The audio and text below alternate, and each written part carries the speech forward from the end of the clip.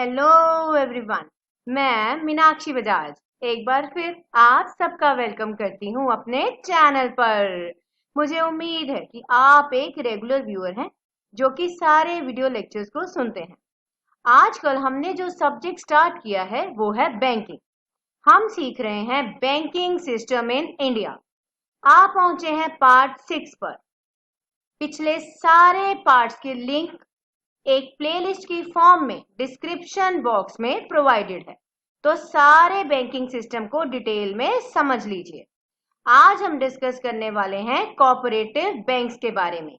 जानेंगे क्या मतलब है कोऑपरेटिव बैंक्स का और वह कितने प्रकार के होते हैं। तो आइए स्टार्ट करते हैं इसको अच्छे से समझना। लेक्चर स्टार्ट करने से पहले छोटा सा रिकैप। पहले हमने डिटेल में जाना कि शेड्यूल्ड कमर्शियल बैंक्स कितने प्रकार के होते हैं। उसके बाद अदर टाइप्स ऑफ बैंक में आप इस चार्ट को ध्यान से देखिए। इसमें से लोकल एरिया बैंक्स मैं ऑलरेडी आपके साथ डिस्कस कर चुकी हूँ। आज हम डिस्कस करने वाले हैं कोऑपरेटिव बैंक्स के बारे में। अगला वीडियो लेक्चर होगा लैंड डेवलपमेंट बैंक्स और उसके बाद डेवलपमेंट बैंक्स के ऊपर। तो माय डियर लर्नर्स, जैसे कि आपको मालूम है कि इंडिया में बहुत सारे फार्मर्स हैं जिनका कामकाज या यूं कहें रोजी रोटी है एग्रीकल्चर। और ये फार्मर्स पूरे इंडिया में स्कैटर्ड हैं, हर एक स्टेट में हैं और उनकी समय समय पर जरूरतें होती हैं। उन्हें शॉर्ट टर्म बोरोइंग्स करनी पड़ती हैं एग्रीकल्चर पर्पस के लिए। इंडिया में कमर्शियल बैंक्स तो थे पर वे उन जरूरतों को पूरा नहीं कर पा रहे थे। जरूरत थी एक ऐसे सिस्टम की जो कि फाइनेंस प्रोवाइड करे एग्रीकल्चर को। ये जो भी फार्मर्स थे ये चाहते थे कि बैंक्स उन्हें इस प्रकार से लोन्स दे ताकि वह लोन उनके ऊपर बर्डन ना बने। इसीलिए इंडिया में ये डिसाइड किया गया कि स्पेशल टाइप ऑफ बैंक्स बनाए जाएंगे जो कि फाइनेंस करेंगे एग्रीकल्चर को, खेती बाड़ी के लिए पैसा प्रोवाइड करेंगे। उसके लिए ही बनाए गए कोऑपरेटिव बैंक्स। कोऑपरेटिव का मतलब होता है सहकारी। यहाँ पर जो बैंक होता था वह एक सहयोगी की तरह ही काम करता है।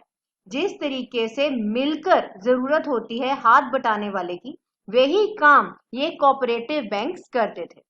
ये हैं फाइनेंशियल एंटिटीज जिनका काम ये है कि अपने मेंबर्स को पैसा प्रोवाइड करना, उनकी जरूरतों को पूरा करना। यहाँ पर एक बात समझने के लायक है कि कोऑपरेटिव बैंक्स के जो कस्टमर्स होते हैं वह ही उसके ओनर्स भी होते हैं। कैसे, चलिए यह भी समझ लेते हैं। कोऑपरेटिव बैंक में मेंबर्स को कई सारे हक दिए गए हैं। इसीलिए यहाँ पर यह बोला जाता है कि कोऑपरेटिव बैंक्स में डेमोक्रेटिक मेंबर कंट्रोल होता है। डेमोक्रेटिक का मतलब होता है लोकतांत्रिक, जहां पर निर्णय लेने का अधिकार लोगों के हाथ में होता है। तो उसको ओन करना और उसको कंट्रोल करना, ये सारे हक मेंबर्स के पास हैं। और क्या करेंगे मेंबर्स? मेंबर्स वोटिंग करेंगे, वोट कर कर सिलेक्ट करेंगे या यूं कहें इलेक्ट करेंगे कि बोर्ड कौन होगा, बोर्ड ऑफ डायरेक्टर्स की भूमिका कौन कौन निभाएगा। जितने भी मेंबर्स होंगे सब मेंबर्स के पास वोटिंग राइट्स होंगे।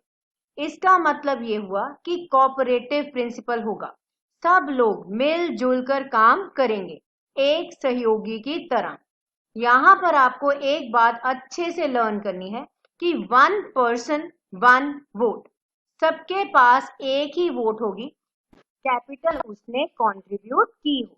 हर एक मेंबर के पास सेम ही वोटिंग राइट्स होंगे। कोऑपरेटिव बैंक्स अपने मेंबर्स के लिए कई सारे काम करते हैं, क्योंकि प्रॉब्लम ये थी कि जिन लोगों के पास लिमिटेड रिसोर्सेज थे, कम रिसोर्सेज थे, उन्हें पैसा चाहिए था प्रोडक्टिव पर्पस के लिए, अपनी लैंड को आगे बढ़ाने के लिए। क्योंकि जो बैंक्स थे कमर्शियल वाले, वो एग्रीकल्चर लैंड के ऊपर लोन देने से मना कर देते थे। तो इसी वजह से इन बैंक्स का गठन किया गया। सरकार ने कई सारी कमेटीज बनाई और ये निर्णय लिया गया कि जरूरत है कोऑपरेटिव बैंक्स की। तो इसके लिए कई सारे रूल्स बना दिए गए, जैसे कि जो भी कोऑपरेटिव बैंक होगा उसे अपने आप को पहले रजिस्टर करवाना होगा कोऑपरेटिव सोसाइटी एक्ट 1912 के तहत। फिर उसके ऊपर पूरी निगरानी रखी जाएगी, गवर्न किया जाएगा उसको बैंकिंग रेगुलेशन एक्ट 1949 के रूल्स के साथ। इसके अलावा कई और रूल्स भी उसको फॉलो करने पड़ेंगे, जो कि है banking laws cooperative societies act 1965। इसके अलावा रिजर्व बैंक ऑफ इंडिया इस चीज का पूरा ध्यान रखता है कि यह बैंक्स अपने ऑब्जेक्टिव से कभी भी ना भटके। उसके लिए आरबीआई के द्वारा इसकी समय समय पर मॉनिटरिंग, जांच पड़ताल की जाती है, ताकि जो मेन मकसद था इन बैंक्स को बनाने का वह हमेशा ही पूरा होता जाए। फार्मर्स को समय समय पर पैसा मिले जब भी एग्रीकल्चर के रिलेटेड नीड्स अराइज हों। इंडिया में कोऑपरेटिव बैंक्स का गठन काफी सक्सेसफुल साबित हुआ और रूरल फाइनेंसिंग यानी ग्रामीण इलाकों की जितनी भी वित्तीय जरूरतें थी, पैसे के तौर पर जरूरतें थी, उन्हें इन बैंक्स ने काफी हद तक पूरा किया। फंड्स दिए कई सारे एरियाज में, जैसे कि एग्रीकल्चर खेती बाड़ी के लिए, लाइव स्टॉक पशु पालन के लिए, मिल्क ज्यादा से ज्यादा दूध उत्पादन करने के लिए, पर्सनल फाइनेंस लोगों को भी दिया, सेल्फ एम्प्लॉयमेंट स्वयं के लिए रोजगार उपजाना, मतलब अपने आप को ही रोजगार प्रोवाइड करना, या कोई भी काम सेटल करना अपने लिए जो कि स्मॉल स्केल पर होगा। इन सभी पर्पस के लिए कोऑपरेटिव बैंक्स लोन प्रोवाइड करते थे और अभी भी करते हैं। अब हम जान लेते हैं कि क्या स्ट्रक्चर है कोऑपरेटिव बैंक्स का। अब यहाँ पर आप ये देखेंगे कि कोऑपरेटिव बैंकिंग का जो स्ट्रक्चर है, वैसे तो उसे 3 पार्ट्स में डिवाइड किया गया है। सबसे पहले आते हैं स्टेट कोऑपरेटिव बैंक्स, उसके बाद आते हैं सेंट्रल कोऑपरेटिव बैंक्स जो कि डिस्ट्रिक्ट लेवल पर काम करते हैं, और उसके बाद आ जाती हैं प्राइमरी क्रेडिट सोसाइटीज जो कि बेस लेवल पर काम करती हैं। पर स्लाइड में ध्यान से देखिए, यहाँ पर लिया है मैंने आपके लिए लेटेस्ट डेटा 2021 का। इसमें आपको दिख रही, जैसे कि यहाँ आप देख रहे हैं, सबसे पहले लिखा है स्टेट कोऑपरेटिव बैंक्स। और अगर हम सन 2021 की बात करें तो इस समय इंडिया में 34 इस प्रकार के बैंक्स हैं।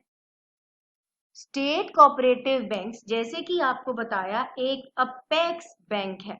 अपेक्स का मतलब होता है सर्वोच्च, सबसे ऊपर, जिसका काम ये है कि वह एक वॉच डॉग की भूमिका निभाता है, चेक करता है कि जितने भी central cooperative banks district level पर काम कर रहे हैं, क्या वह अपना काम रूल्स के अकॉर्डिंग कर रहे हैं।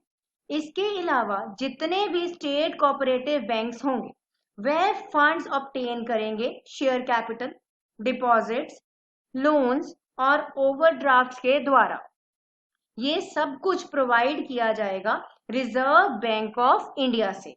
और यहाँ पर समझने की बात यह है कि जो स्टेट कोऑपरेटिव बैंक्स होंगे वह जो पैसा उन्हें आरबीआई से मिलेगा उसे आगे लेंड कर देंगे। अब सोचिए किसे लेंड करेंगे?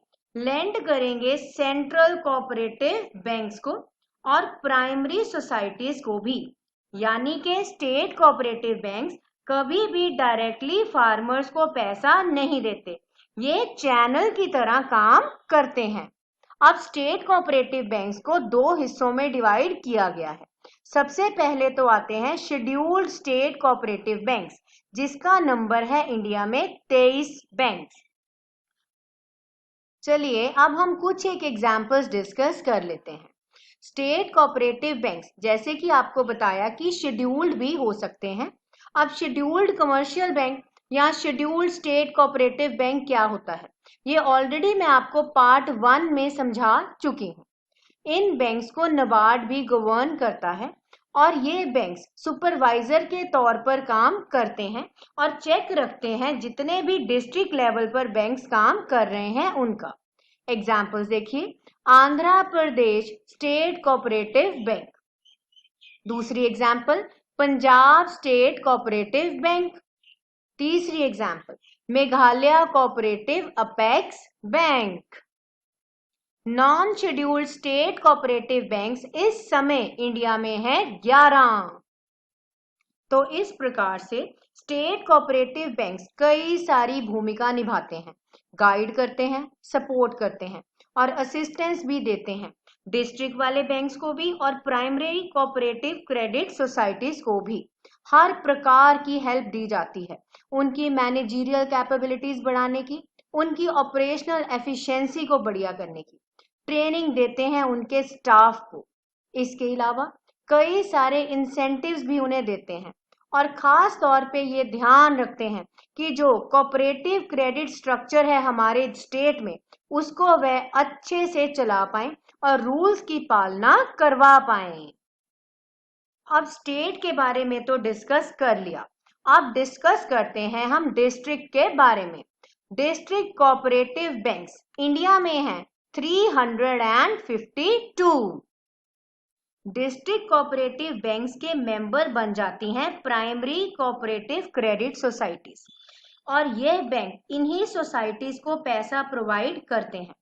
अब सोचने की बात यह है कि इन बैंक्स के पास पैसा कैसे आता है, तो अभी मैंने आपको समझाया कि इन बैंक्स को पैसा देती हैं स्टेट कोऑपरेटिव बैंक्स और इन्हें भी मिलती है शेयर कैपिटल, डिपॉजिट्स, लोन्स और एडवांसेस।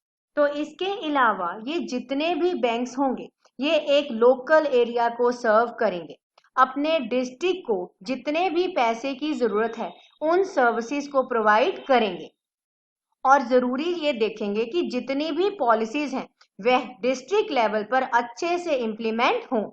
तो क्रेडिट की सुविधाएं देना प्राइमरी एग्रीकल्चर क्रेडिट सोसाइटीज को और प्राइमरी अर्बन कोऑपरेटिव बैंक्स को, यही काम है इन डिस्ट्रिक्ट लेवल के सहकारी बैंक्स का।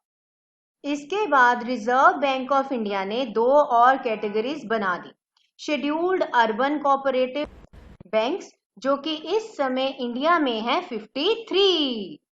कुछ एक एग्जाम्पल्स मैं आपके साथ डिस्कस करती हूँ, जैसे कि है the Ahmedabad mercantile cooperative bank limited जिसकी 34 ब्रांचेस हैं और आरबीआई का लाइसेंस नंबर भी मैंने आपको शो किया है। दूसरी एग्जाम्पल है इंडियन मर्केंटाइल कोऑपरेटिव बैंक की जो कि 5 ब्रांचेस के साथ ऑपरेट कर रहा है। फिर बारी आ जाती है AP Mahesh cooperative urban bank की जिसकी 45 ब्रांचेस हैं। इसके अलावा और भी बहुत बैंक्स हैं जिन्हें आप आरबीआई की साइट से देख सकते हैं। अब जैसे कि इनका नाम है, ये अपनी सर्विसेज भी अर्बन एरियाज में ही देते हैं। ये छोटे बिजनेसमैन को शेयर्स और डिबेंचर्स के तौर पर फाइनेंस प्रोवाइड करते हैं, उन्हें लोन्स देते हैं ताकि जितनी भी उनकी जरूरतें हैं उनको पूरा कर सकें। अब urban cooperative banks non scheduled भी हैं और इनका नंबर काफी ज्यादा है, इनका नंबर है 1478। एग्जाम्पल के तौर पर देखिए 1990 में बना गुलशन मर्केंटाइल अर्बन कोऑपरेटिव बैंक और दूसरा 1976 से अपना काम स्टार्ट करते हुए सिटीजन्स कोऑपरेटिव बैंक लिमिटेड जो कि राजकोट में अपना हेड ऑफिस रखता है। अब यहाँ पर एक बात समझनी बहुत जरूरी है कि इन बैंक्स का कमर्शियल बैंक्स के साथ कंपैरिजन किया जाए तो क्या फर्क है। कई सारे डिफरेंस के पॉइंट्स हैं, जैसे कि कमर्शियल बैंक्स एक जॉइंट स्टॉक कंपनी होते हैं कंपनीज एक्ट 2013 के तहत, पर कोऑपरेटिव बैंक्स अपने आप को कोऑपरेटिव सोसाइटीज एक्ट के तहत रजिस्टर करवाते हैं। कोऑपरेटिव बैंक्स का 3 टायर सेटअप है, स्टेट लेवल पर, डिस्ट्रिक्ट लेवल पर और प्राइमरी लेवल पर कमर्शियल बैंक्स में ऐसा नहीं होता। स्टेट कोऑपरेटिव बैंक्स का सिर्फ और सिर्फ हक है रिजर्व बैंक ऑफ इंडिया को एक्सेस करना और कोई भी कोऑपरेटिव बैंक उसे एक्सेस नहीं कर सकता, पर हर एक कमर्शियल बैंक आरबीआई का एक्सेस रखता है।